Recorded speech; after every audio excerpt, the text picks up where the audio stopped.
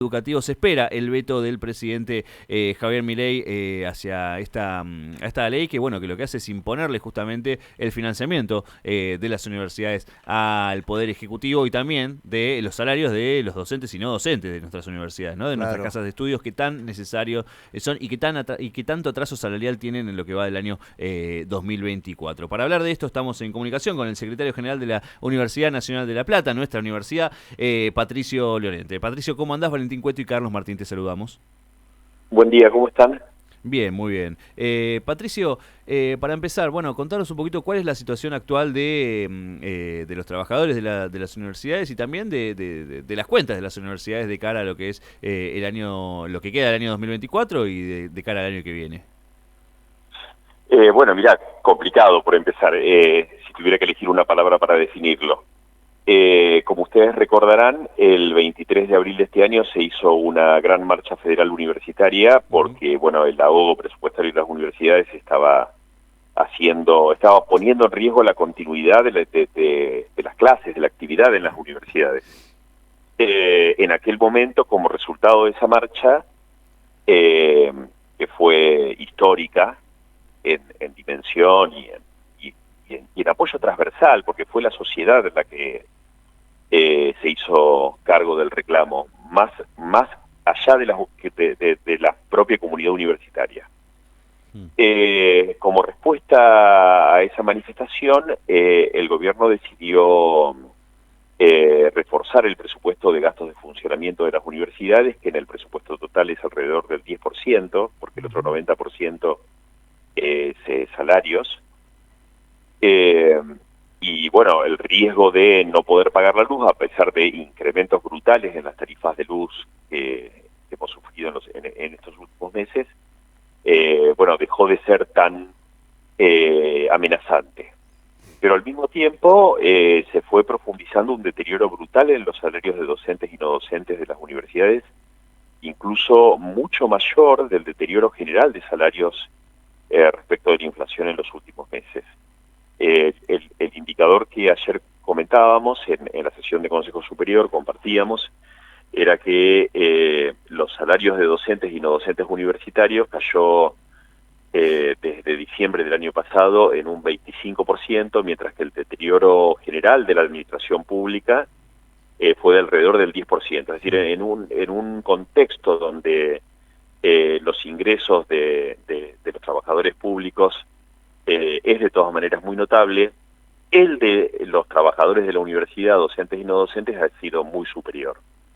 Y eso hace que, bueno, quizás podamos pagar la luz, pero si nuestros docentes no pueden pagar el transporte público para ir a dar clases, tampoco podemos funcionar de esa manera. Y lo cierto es que muchos de nuestros docentes, muchísimos de nuestros docentes, la mayoría, están por debajo de lo que hoy se considera la línea de la pobreza. Claro. Esto fue lo que trató el Consejo Superior ayer. Se decidió, por supuesto, ratificar el apoyo a la Ley de Financiamiento Universitario que se sancionó la semana pasada por el Senado. Y además advertir que de haber un veto del Gobierno Nacional a la ley, del Presidente de la Nación, lo que se va a poner en marcha es una convocatoria a una segunda manifestación federal universitaria donde vamos a convocar a toda la ciudadanía que nos acompañe no solo para rechazar el veto, sino además para pedirle a los diputados y senadores de la Nación que apoyen a la universidad pública, que no la abandonen, que la situación es realmente crítica.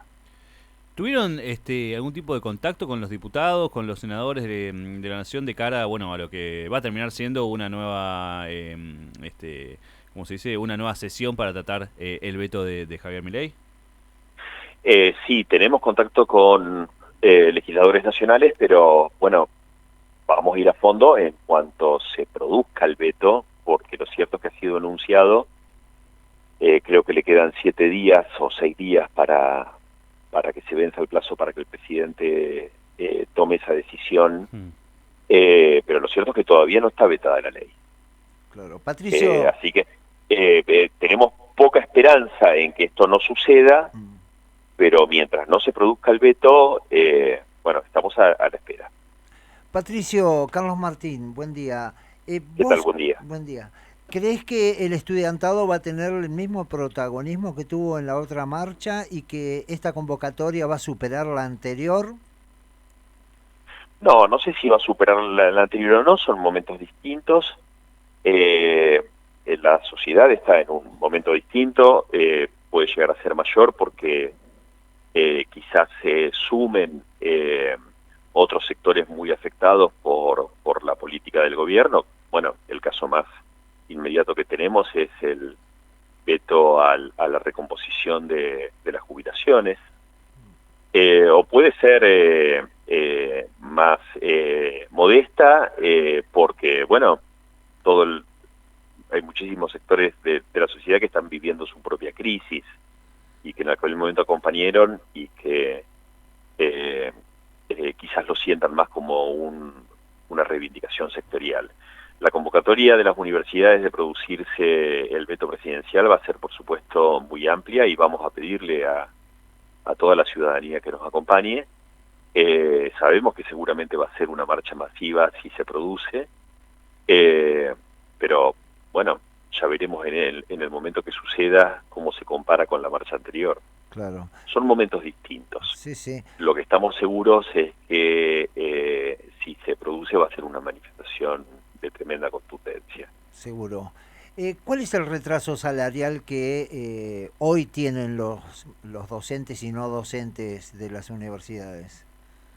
Aproximadamente el 25%. Quiere decir que respecto de valores del año pasado, los salarios docentes y no docentes han perdido un cuarto de su poder de compra. Y aparte de eso hay que sumarle el tema de la luz, el gas, el Totalmente. transporte y todo eso lesiona directamente, ¿no es cierto?, a los profesores. Totalmente. Patricio, ¿hay unidad? Perdón, ¿qué ibas a decir? No, dale. No, te iba a preguntar, ¿hay unidad dentro de lo que es el Consejo Interuniversitario sobre esta situación o hay alguna oveja que se alejó del rebaño, digamos?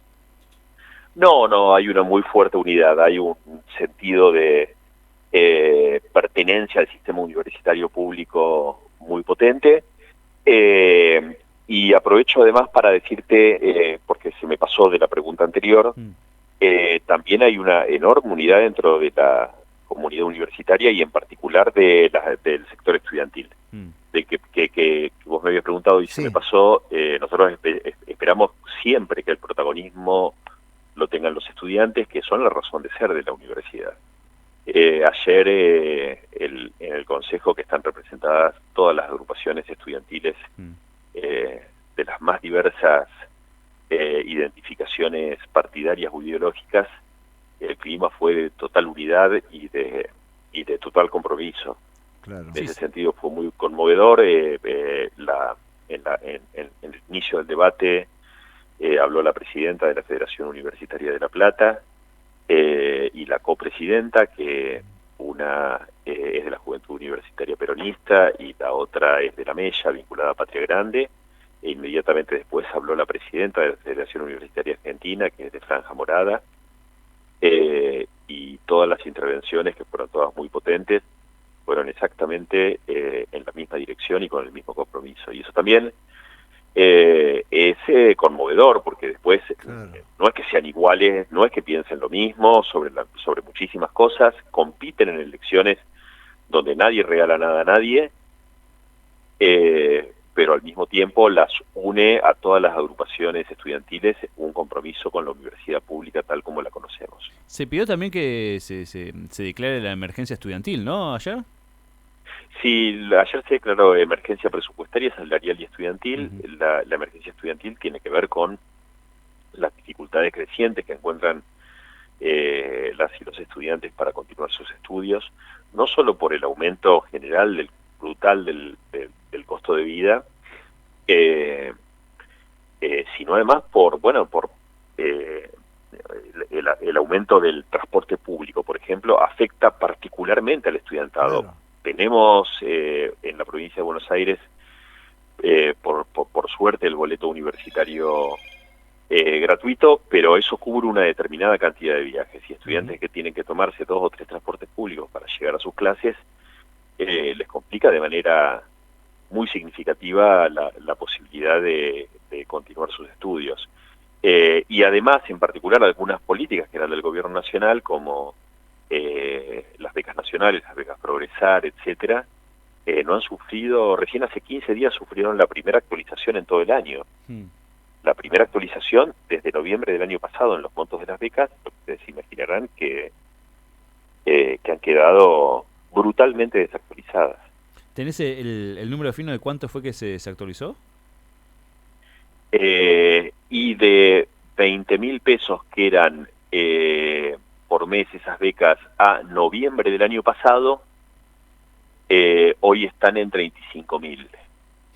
Pero recién hace 10 días que se actualizaron en un porcentaje que va muy por debajo de la inflación acumulada desde noviembre del año pasado, que fue más del 200%. Vos sabés que a mí me quedó una sensación, y a mucha gente con la que he estado hablando, que el gobierno nacional lo que pretendió fue hacer un arreglo con la UBA y que los demás esperen o se adapten a que el eje iba a ser la UBA. ¿Pasó eso o es una apreciación errónea mía? Yo creo que no. Por supuesto, la UBA tiene una potencia institucional, académica y política insoslayable en nuestro país. Pero a la UBA le pasa lo mismo que le pasa a la Universidad de La Plata o que le pasa a la Universidad Nacional de Cuyo o Sí. la de Salta. Y es que nos recompusieron el presupuesto de gastos de funcionamiento. Yo creo que en realidad la estrategia del gobierno fue desactivar el conflicto institucional con las universidades.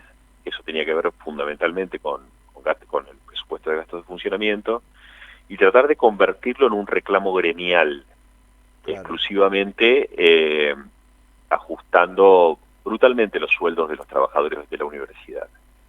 Claro. Y eso fue hasta ahora lo que pasó.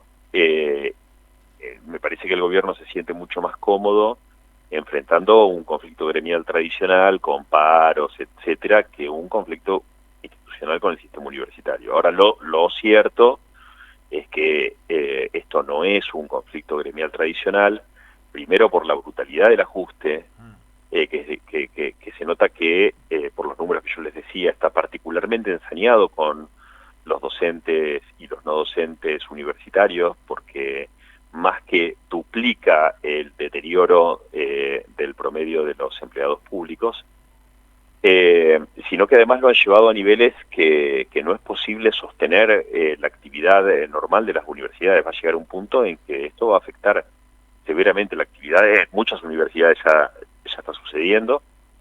Y después porque esto se inserta en un contexto de un discurso muy agresivo de este gobierno hacia las universidades públicas. Entonces, no es simplemente una cuestión de crisis económica y necesidad de ajustar la masa salarial del Estado Nacional. No, es particularmente una agresión dirigida a la universidad pública. No es simplemente un conflicto gremial. Vos sabés que en ese sentido nos va a encontrar a las universidades acompañando en todo caso a nuestros gremios, como pasó en el Consejo Superior de ayer. Sí, inclusive sí te puedo adelantar que hay en particular algunos gremios acá en la región que se sienten afectados porque obviamente en lo que es la construcción dicen, si no tenemos los chicos que trabajan, que estudian ingeniería y arquitectura, nosotros nos quedamos sin guía, y esto nos va a afectar también a los trabajadores de la UOCRA en algunos de los casos, y en otros gremios también piensan lo mismo. Es un apoyo. Sí, claro, la actividad de la universidad es multiplicadora. Claro. En todo sentido. Claro. Y un deterioro de la actividad de la universidad lo que hace es deteriorar la actividad económica general de la región. Claro. Económica, social, cultural, pero digo, todo. Se ve particularmente cuando nos afecta personalmente, incluso a personas que no tienen relación directa con la universidad. Pero bueno, es que además en nuestra región la dimensión de la universidad hace que esté presente en todas las dimensiones de la vida social. Claro, claro. Inclusive en este aspecto también coincidían en pedir que la CGT esté en alerta y movilización, como para poder estar organizados si las universidades hacen una marcha, realmente que sean acompañados por todos los sectores, porque como dijiste vos, es transversal a toda la sociedad. Yo creo que va a suceder así.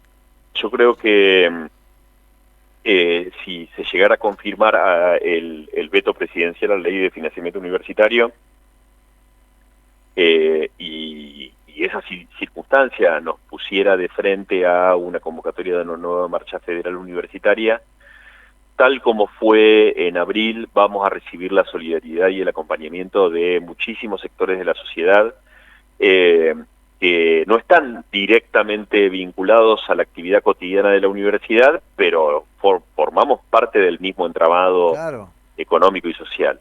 Eso va a suceder seguramente. Patricio, te agradecemos mucho el contacto, estaremos justamente, valga la redundancia, en contacto las próximas semanas, a ver cómo sigue la situación y obviamente todo el apoyo para nuestra Universidad Nacional de La Plata y bueno, para todas las universidades públicas de nuestro país en esta difícil situación.